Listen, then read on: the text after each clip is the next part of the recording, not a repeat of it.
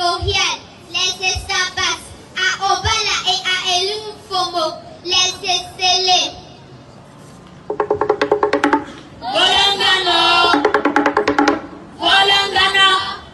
Notre père des Esselés s'appelait un Tangni Atenambi Yele, Bon Botambe Sezok et Zok, Botambe Bel, Botambe Sans Mikol, Mesisna Zavel.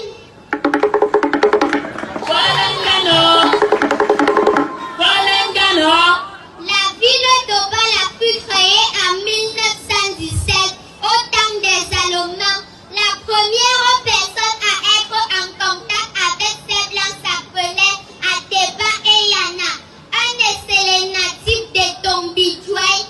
Celui-ci ayant éprouvé plusieurs décès de ses enfants et épouses, décida de consulter un voyant.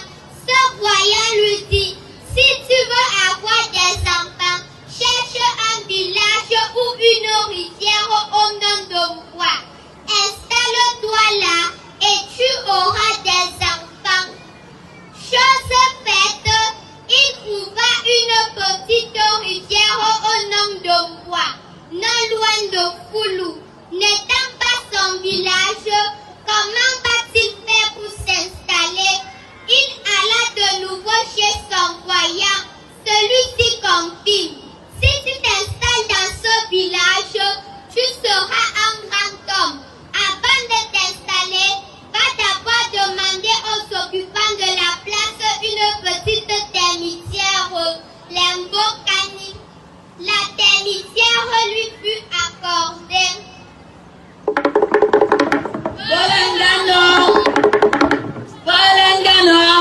Cependant, il quittait de temps en temps et Tombidjoué pour se ravitailler en termites. La distance étant d'un longue, d'après son voyant, Ateba Eyana demanda au Bokani une petite parcelle près de sa termitière pour éviter la longue marche. La parcelle lui fut accordée et il construit une rue. Ce fut alors le début des conflits avec les Mbokani. Comme il possédait une forte armée de guerriers préparée par son voyant, il réussit à repousser les Mbokani à Ombolo Bingana.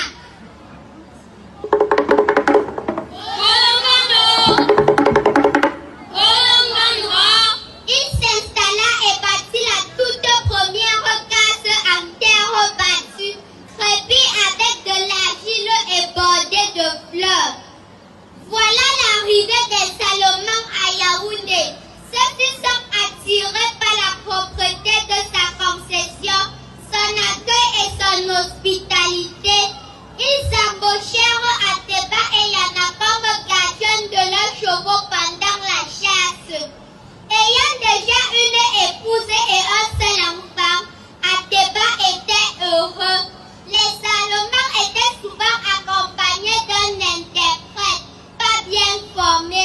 Les Salomons lui demandèrent d'interpeller Ateba Eyana sur le nom du village.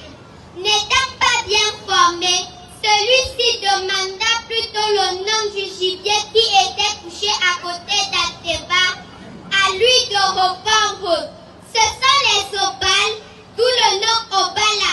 Après plusieurs essais avec O, Obalo, avec I, Obali, avec E, Obale, et enfin avec A, Obala, qui fut validé par les Salomons.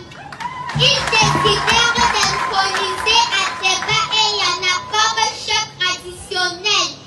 Celui-ci étant déjà bien âgé, passa le trône à son unique fils, le nommé Bosala Melono, dont la mère s'appelait Melono. Ce fut la première chefferie à Afambasi, l'actuel quartier à Oussa. Sans oublier que Ateba fut le seul homme qui épousa une femme d'un jour d'âge et lui donna le nom Ébé, qui veut dire né dans la fosse. Plusieurs années plus tard, Messala Melono n'ayant pas reçu les Salomons, perd son règne et la chefferie traditionnelle est remise à Ateba